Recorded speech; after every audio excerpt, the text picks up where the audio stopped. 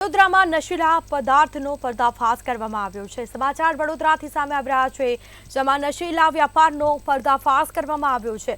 એસઓજીની ટીમે રેકેટનો પર્દાફાશ કર્યો। 11 લાખથી વધુનું એમડી ડ્રગ્સ ઝડપી પાડવામાં આવ્યું હતું। એમડી ડ્રગ્સ સાથે 3 લોકોને ઝડપી પાડવામાં આવ્યા છે। તો આ ડ્રગ્સ ક્યાંથી લાવવામાં આવ્યું હતું તે અંગે પણ તપાસ હાથ ધરવામાં આવશે, પૂછપરછ હાથ ધરાશે।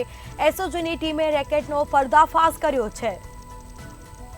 તો વડોદરામાં નશીલા વ્યાપારનો પર્દાફાશ કરવામાં આવ્યો છે। એમડી ડ્રગ્સ સાથે 3 લોકોને ઝડપી પાડી કાયદેસરની કાર્યવાહી હાથ ધરવામાં આવશે।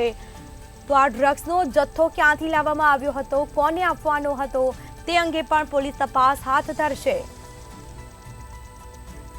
તો વડોદરામાં નશીલા વ્યાપારનો પર્દાફાશ કરવામાં આવ્યો। એસઓજીની ટીમે રેકેટનો પર્દાફાશ કર્યો છે।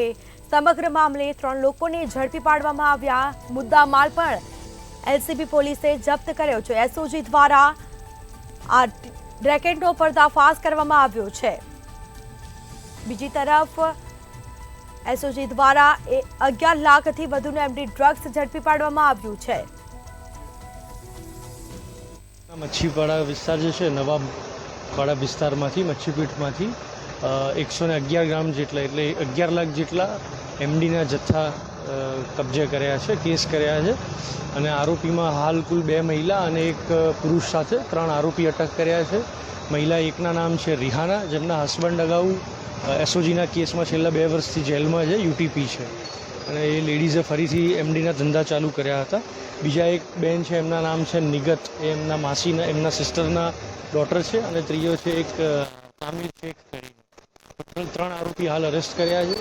તો એમડી ડ્રગ્સનો જથ્થો મુંબઈથી લાવ્યા તેવું હાલના તબક્કે જણાવ્યું છે। આગળની તપાસ હાલ ચાલુમાં છે। જી।